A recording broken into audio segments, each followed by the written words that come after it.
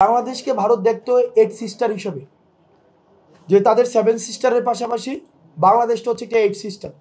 আপনারা দেখেন ভারতের কোনো পার্শ্ববর্তী দেশের সাথে তাদের ভালো সম্পর্ক নেই।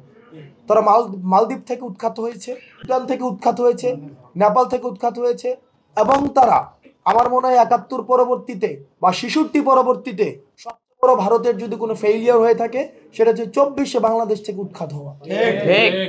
ভারতকে আমরা বারবার বলছি, তারা যদি মনে করে থাকে তাহলে ভারতের সমস্যাটা কোথায়? ভারতের সমস্যাটা বিষয়টা এমন না আমাদের তাদের সাথে কোনো ধর্মীয় কোনো ধরনের ক্ল্যাশ রয়েছে। তারা এটাকে সবসময় ধর্মীয় অ্যাঙ্গেল থেকে দেখতে চায়।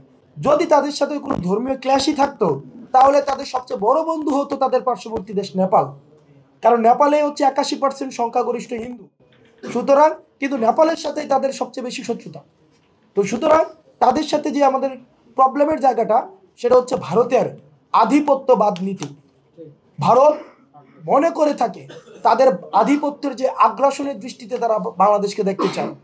সেই জায়গাটিতে আমরা দেখেছি যে আওয়ামী লীগের নীল ডাউন ডিপ্লোমেসি, নতজানু ডিপ্লোমেসি, হাঁটু গেড়ে বসা ডিপ্লোমেসি, অর্থাৎ তার ক্ষমতায় থাকার জন্য, বঙ্গভবনে গণভবনে থাকার জন্য বাংলাদেশকে যদি প্রয়োজন হতে বিক্রি করে দিয়েও হাসিনা এই দিল্লির শাসনকে সে মেনে নিত। যখনই দেখেছে দিল্লি যে এই বাংলাদেশে ছাত্র নাগরিক এই হাসিনার নীল ডাউন পলিসি থেকে আমাদের আই টু আই পলিসিতে আমরা চলে গিয়েছি, তখনই তারা এই পলিসিটাকে তারা মেনে নেয়নি। এখন ভারত যতই চেষ্টা করুক না কেন তার ভারতের আধিপত্য আগ্রাসনকে আমরা হচ্ছে ওয়েলকাম জানাবো। সেটা সেই চিন্তা থেকে তার বের হয়ে আসতে হবে। ভারতের সাথে আমাদের সম্পর্ক হবে ন্যায্যতার ভিত্তিতে, ভারতের সাথে আমাদের সম্পর্ক হবে চোখে চোখ রেখে, এবং সেটির জন্য আমরা চাই এই অন্তর্বর্তীকালীন সরকার আওয়ামী সরকারের সাথে যেই ভারতের সেই চুক্তিগুলি জনসম্মুখে নিয়ে আসুক, এবং যেই পানির যে ন্যায্য হিস্সা সেটিকে নিশ্চিত করা হোক। এবং আমরা চাই ভারতের সাথে আমাদের রাষ্ট্রের সম্পর্ক হোক, জনগণের সাথে জনগণের সম্পর্ক হোক। ভারতের সাথে আওয়ামী লীগের সম্পর্ক যেটি এতদিন চলে আসছে সেটিকে আমাদের অতীত করতে হবে। শেখ হাসিনা অবশ্যই বাংলাদেশে আসবে, তবে বিচারের জন্য আসবে। গণহত্যার যে কাঠগড়ায় তাকে দাঁড়াতে হবে, তার বিচার নিশ্চিত করা।